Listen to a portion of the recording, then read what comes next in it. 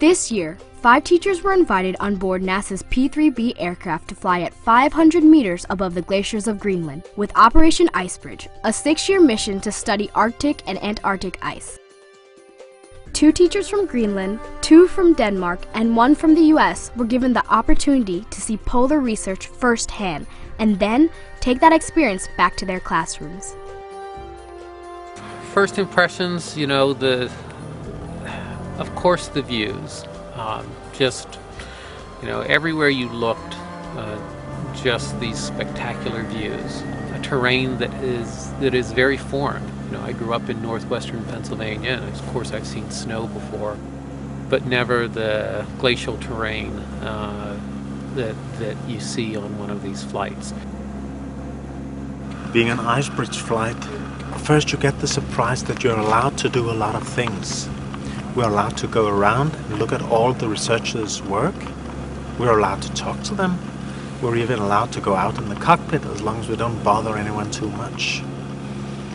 That's the biggest surprise. That was takeoff. This is about the most exciting thing I've done for a long time. The next one is that it's a bit tough. You need to be able to grab onto something when you come into the air holes. You need to be prepared for some turbulence and for a bit of air sickness if you're not too strong. And you have to eat. And you have to drink a lot because 8-9 hours on a flight is a long time.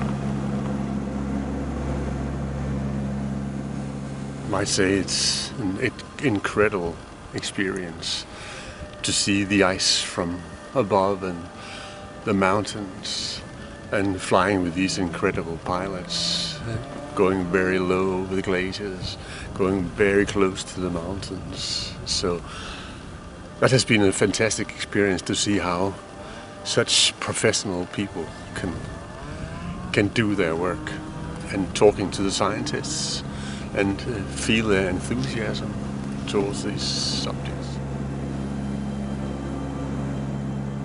I don't know what I really thought would be there, but when you see it, there's actually nothing. It's like a completely white desert. You can see there's nothing.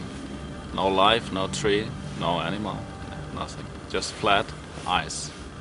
But then when you get to the edges, it gets much more interesting. You have mountains and you have the crevasses. I think for me the crevasses was the defining moment. When you are looking down into the crevasses and you're imagining how would it be if I was down there walking with a backpack, maybe a ski. Could I manage? Could I pass there? The teachers took advantage of a day on the ground to travel to the terminus of the Russell Glacier, where they were able to touch the ancient ice and sample the glacier's meltwater.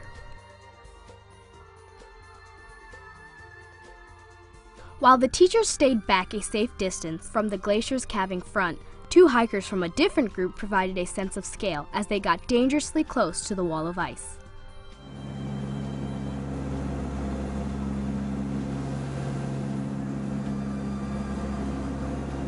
I've spent 23 years teaching about glaciers and teaching our science classes, and where we've talked about erosion and weathering due to glaciation. But I've never seen it until today, until the flight. And I think that makes you a better educator. I think it makes you a better communicator of the science. Peter Gross has already shared his experiences with his students back in Denmark and plans to incorporate scientific concepts from Operation IceBridge into his future physics classes.